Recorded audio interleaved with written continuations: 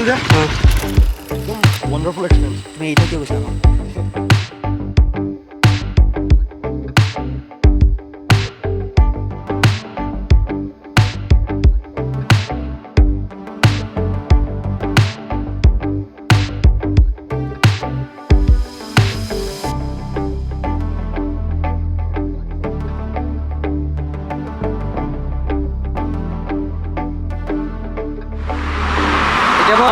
সোনাপুৰ পালোহি আৰু 25 কিলোমিটাৰ আহিলোঁ গুৱাহাটীৰ পৰা 25 কিলোমিটাৰ আহিলে প্ৰথমটো টোল গেট পায় সোনাপুৰ যিটো আছে চ' এইটো ক্ৰছ কৰিলোঁ চ' এতিয়া আৰু যাব লাগিব জাগিৰোড ত' জাগিৰোড পাৰ হ'ম জাগিৰোড তাৰ পৰা আমি যাম জেগাডোখৰত ত' ভিডিঅ'টো কণ্টিনিউ কৰি চাই থাকিব আগত গৈ দেখাই চব লোকক এতিয়া আহি জাগিৰোড পাইছোঁহি আৰু তেনেকৈ 50 কিলোমিটাৰ হ'ল আৰু মানে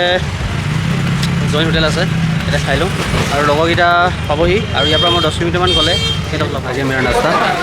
पूरी सो अभी इसको खा ले जल्दी जल्दी खत्म कर देता हूँ और 10 किलोमीटर जाना है तो आगे जाकर बाकी दिखाऊंगा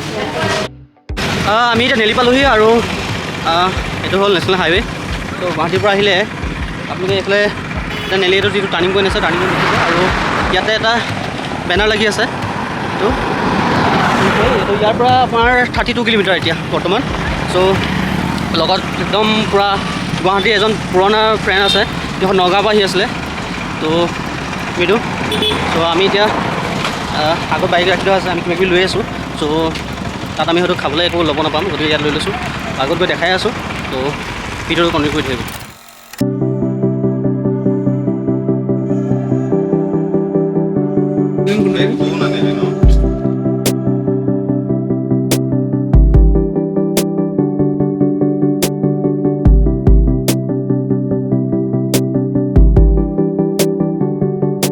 আৰু ইয়াৰ পৰা আমাৰ জাৰ্নিটো ষ্টাৰ্ট হৈছে আৰু আপোনালোকে দেখিছে ৰাস্তা কিমান বহুত বেছি বেয়া আৰু বহুত স্লিপি হয় খুব পিছল ৰাস্তা তো আমি এনেকৈ আগবাঢ়িছোঁ আৰু ইয়াৰ যিসকল লোকেল মানুহ তেখেতলোকে জনাইছে যে এই ৰাস্তাটো বহুত দিনৰ পৰা এনেকৈ আছে তো আশা কৰোঁ গভৰ্ণমেণ্টে যদি পাৰে এই ৰাস্তাটো ঠিক কৰক কাৰণ ডেইলি টু ডেইলি ইয়াত অহা যোৱা কৰিবৰ কাৰণে মানুহবিলাকৰ বহুত বেছি দিগদাৰ হয় চ' বাকী আমি বেয়া ৰাস্তাটোৰ মাজে আগবাঢ়ি গৈছোঁ চ' আগত গৈ দেখাম কণ্টিনিউ কৰি থাকিব ভিডিঅ'টো আহি পাইছোঁহি কাৰ্বি আংলঙৰ যিটো এইটো বৰ্ডাৰ এইটো কাৰ্বি আংলং এণ্ট্ৰি আৰু এটা চাওক সেইটো গেট দিয়া আছে ৰাস্তা খুবেই বেয়া এইখিনি ৰাস্তা এনেকৈয়ে যাব লাগিব কাৰ্বি আংলঙৰ যিটো গেট আছে এইটো গেট আৰু ৰাস্তা খুব বহুত বেছি বেয়া তো আমি আহি আছোঁ এতিয়া আৰু বাকী আগত গৈ দেখাই থাকিম কাৰণ এতিয়া ইয়াতে ভিডিঅ' কৰাটো বিৰাট দিগদাৰ হৈ আছে কাৰণ মানে ৰোড কণ্ডিশ্যন খুব বেয়া গতিকে আগত গৈ দেখাম তো ভিডিঅ'টো স্কিপ নকৰাকৈ আগলৈকে চাই থাকিব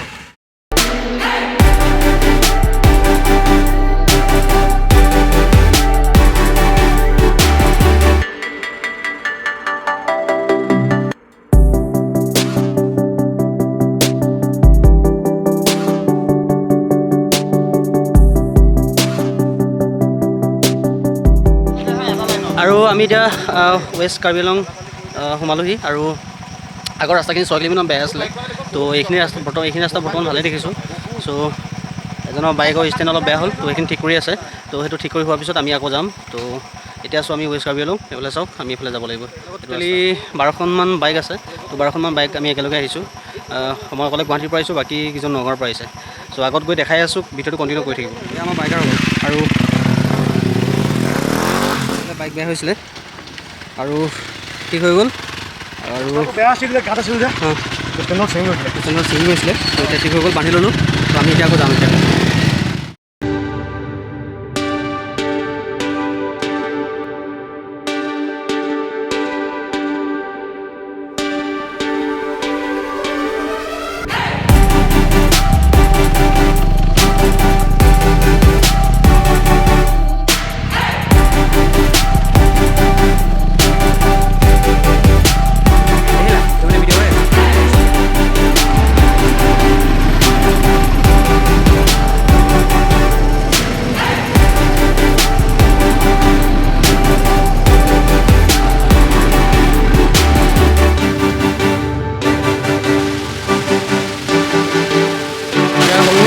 ৱাটাৰফল আমি দেখা পাইছোঁ এইবিলাক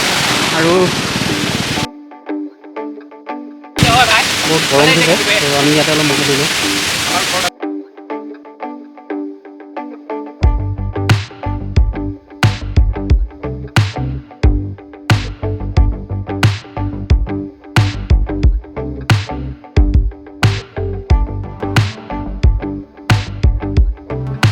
এনেকৈ 5-10 মিনিট আমি ৰিফ্ৰেছমেণ্ট হোৱাৰ পিছত পুনৰ আমি আমাৰ জাৰ্ণি ষ্টাৰ্ট কৰিলোঁ, কাৰণ আগলৈ বহুত যাবলগীয়া আছিল। আৰু আমি যিমানে ওপৰলৈ গৈ আছোঁ ইমানে ইয়াৰ ভিউবিলাক দেখিবলৈ ধুনীয়া হৈ গৈ আছে, আৰু সঁচাকৈ বহুত ধুনীয়া জেগা। আৰু এটা কথা জনাব বিচাৰোঁ, আমি আজি আমাৰ গ্ৰুপৰ কোনেও ৰেইনকোট লৈ অহা নাছিলে, আৰু এইটো আমাৰ কাৰণে বহুত ডাঙৰ সমস্যা আছিলে। যদি বৰষুণ দিয়া হ'লে আমি হয়তো আমাৰ জাৰ্ণিটো আধাতে ষ্টপ কৰিবলগীয়া, আৰু ইয়াৰ কাৰণে ভগৱানৰ ওচৰত আমি ধন্যবাদ জনাইছোঁ। और यहाँ पे एक बहुत खूबसूरत जगह का नज़ारा देखने को मिला है, तो हम लोगों ने थोड़ा बाइक साइड पे स्टैंड कर लिया और उसी खूबसूरती को देखने के लिए आया हूँ। शायद ये इस खूबसूरती का हम आप लोगों को ऐसे बोल के इसको एहसास नहीं करवा सकते, तो इसीलिए हम आप लोगों को दिखाएंगे इस खूबसूरती का मज़ा। तो आइए इस खूबसूरती का मज़ा लेते हैं कुछ सिनेमेटिक शॉट के साथ।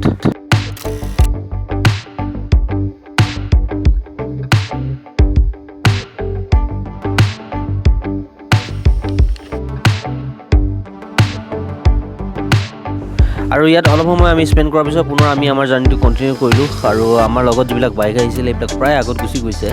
আৰু ৰাস্তাটো দেখিছে আপোনালোকে কিমান নিজান আৰু মানুহ একেবাৰে নাই। গতিকে ইয়াতে এনেকৈ অকলশৰীয়াভাৱে জাৰ্ণি কৰাটো বহুত ৰিস্ক হয়, আৰু আপোনালোকেও যদি আহে তেনেহ'লে এটা গ্ৰুপত আহিব, বাইক লৈ আহক বা গাড়ী লৈ আহক, তো তেতিয়া আপোনালোকে ছেফ থাকিব। আৰু ফাইনেলি আহি আমি তেখেতলোকক লগ পালোঁ, আৰু ইয়াতে ভিউ পইণ্ট আছে, আৰু সিহঁতে চব আমাৰ কাৰণে ৰখি আছিলে। চ' এই ভিউ পইণ্টটোত আহি পালোহি, আৰু সকলো ইয়াতে ৰখি আছে, আৰু আমি ইয়াৰ পৰা দেখাম আপোনালোকক এই ভিউ পইণ্টটো। আহক এই ভিউ পইণ্টটো চাওঁ কেনেকুৱা হয় ইয়াৰ কেনেকুৱা চিনেমেটিক শ্বট।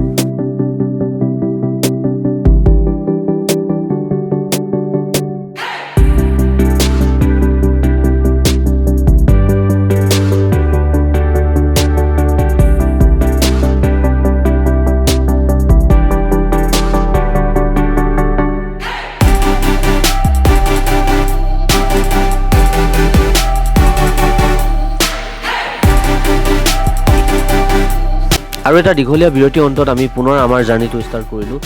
আৰু আগলৈ যাব লাগিব, আৰু আমি ঘূৰিও যাব লাগিব, আৰু সময় বহুত হৈ গৈছে। গুৱাহাটীৰ পৰা প্ৰায় 4 ঘণ্টাৰ ডিষ্টেঞ্চৰ ৰাস্তা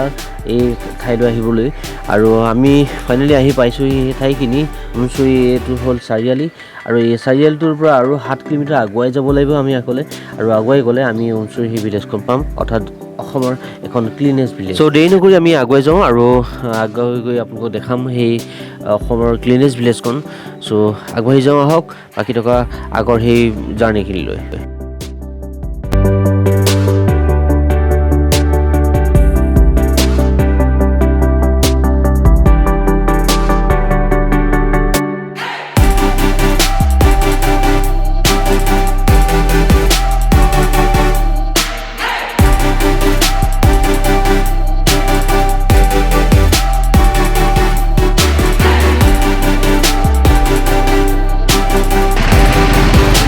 আৰু উমচুই যিখন ভিলেজ আমি এখন পাৰ হৈ আহিলোঁ, তো আমি যিটো ৱাটাৰফলটো আছে ৱাটাৰফলটো চাই লওঁগৈ আগতে। ৱাটাৰফলটো চাই পেলাই উমচুই যিখন ভিলেজখনত আকৌ আমি ঘূৰি আহিম আৰু আপোনালোকক দেখাম। তো আমি তাত গৈ ৱাটাৰফলটো গৈ দেখাই আছোঁ।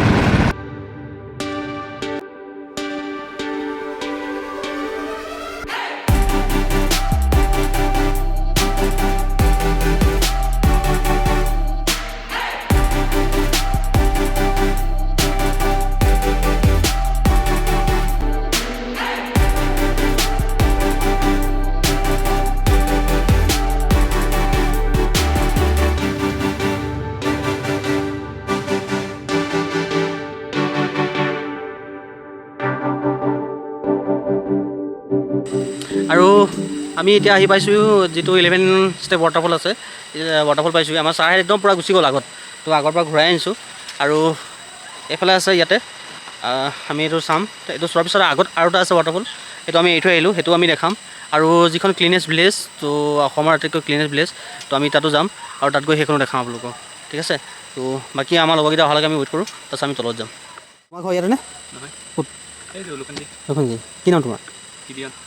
আচ্ছা, আৰু তোমালোকৰ গাঁৱৰ নাম কি? চলাইখুঞ্জি। কিমান মানুহ আছে তাতে? 18 কৰমান আছে নেকি? হা, 18 কৰমান। 1800। আচ্ছা, আৰু কি মানে ইয়াত তোমালোকে কি কৰা, জীৱিকাৰ কাৰণে কি কৰা? আমি এতিয়া পঢ়ি আছা? কিহত পঢ়ি আছা? 9ত। আৰু ইয়াত মানে ইনকামটো কিহৰ পৰা হয়? ইনকাম? অঁ, বুজি পোৱা নাই পইচা ইনকামটো কিহৰ পৰা হয় মানে মানুহবিলাক চলা কেনেকৈ কি কৰি নাই কিবা খেতিয়ে কৰে আৰু খেতিৰ ওপৰতে কৰে আচ্ছা খেতি কি কৰে ধান আৰু ধান কৰে আৰু কিবা আছে আদাবিলাক আচ্ছা আদা আৰু তামোল চামোলো কৰে তামোল ইয়াত আৰু জলকীয়া ইয়াত স্পেচিয়েল কি পাম আজি খাবৰ কাৰণে স্পেচিয়েলটো একো নাই আৰু আমাৰ তাত ইমান দূৰৰ পৰা আহিছোঁ স্পেচিয়েল একো নোখোৱা গাহৰিটো মেইন ন আছিলে এই দোকানটো বন্ধ হৈ গ'ল আৰু আপোনালোকে আহিলে এই দোকান দেখিব এনেকৈ এই দোকানটো অপজিটত আছে ৱাটাৰফলটো আৰু আমি ৱাটাৰফলটোত যাম বাকী আমাৰ 2-3খন বাইক আহিলে বাকী আৰু বাইক আহিবলৈ আছে এইটো কোৱা কেনেকুৱা লাগিছে একদম ৱাণ্ডাৰফুল এক্সপিৰিয়েঞ্চ তুমি এইটো কিয় কৈছিলা আমাক এইখন ইমান তুমি ৰাস্তাত চলোৱা, ৰখিছা তুমি যদি এইখন চলোৱা ইমান ৰাস্তাত ৰখিছা আমিও কম দবা আহিছোঁ নেকি তুমি যদি এইখন চলোৱা তেওঁলোক আৰু ফালি গৈছে এইখনে নামানে মানে বুজিছানে তাৰমানে সেইখন চলাই থকা আমাৰ এৰি যাব নেকি এইখনে মানে মনে নামানে মনে নামানে সেইখনে আৰু আমাৰ বাকীকেইজন আহি আছে ইয়াত এইকেইজনক কি ক'বা এইকেইজনটো আৰু ফালিছে গৈয়ে থাকা এইফালে যিমান পা আছে আৰু আমি ৱাটাৰফলটোলৈ নামি আহি আছোঁ তললৈ নামি যাব লাগিব আৰু এইটো ৱাটাৰফলটোলৈ আমি আহি আছোঁ আৰু এইটো জুৰিটো ইয়াৰ পৰা এনেকৈ বৈ আহিছে আৰু সেই ওপৰলৈ আছে ৱাটাৰফলটো তো তালৈ আমি খোজকাঢ়ি আহি আছোঁ আৰু ঠাইখিনি কিমান ধুনীয়া ইয়াৰ পৰিৱেশটো খুব ধুনীয়া খুব ভাল লাগিছে আহি পেলাই ঠাইখিনি আৰু বহুত ক্লিন হয় ঠাইবিলাক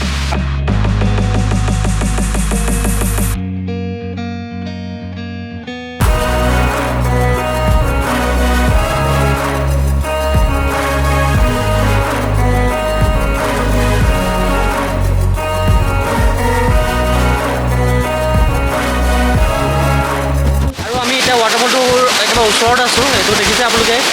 বহুত পাহাৰৰ বহুত ওপৰৰ পৰা এই ৱাটাৰফলটো বৈ আহিছে টোটেল 11টা ষ্টেপছ আছে আৰু 11টা ষ্টেপ পাৰ হৈ তলত টোটেল পানীটো পৰিছেহি আৰু খুব ধুনীয়া আৰু ক্লিন হয় পানীবিলাক আৰু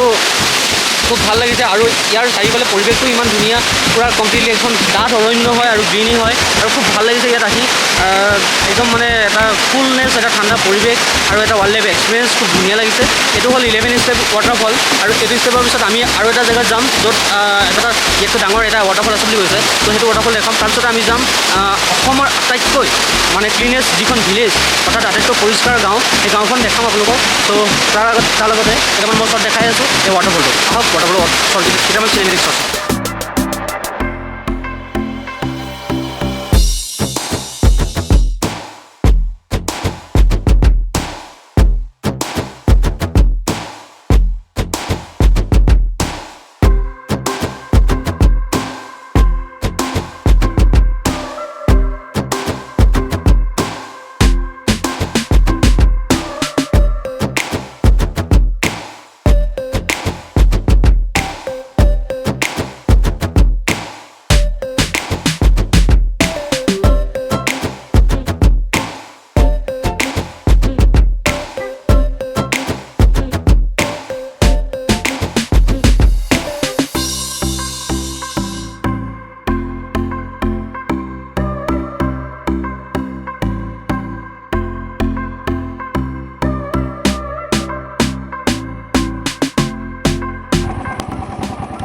আৰু ইয়াৰ এইটো ধুনীয়া পৰিৱেশ দেখাইছোঁ আপোনালোকক আৰু এইফালে মানুহে এনেকৈ ইয়াতে বেছিকৈ কৃষিৰ ওপৰত নিৰ্ভৰশীল মানুহ খেতি কৰে ট্ৰেক্টৰে হাল বাই আছে আৰু খুব ধুনীয়া ইয়াৰ পৰিৱেশ খুব গ্ৰীণি হয় আৰু আহি খুব ভাল লাগিলে প্ৰায় 10-12খনমান বাইক আহিছিলে আমাৰ আৰু আমি চব একেলগতে আহিছিলোঁ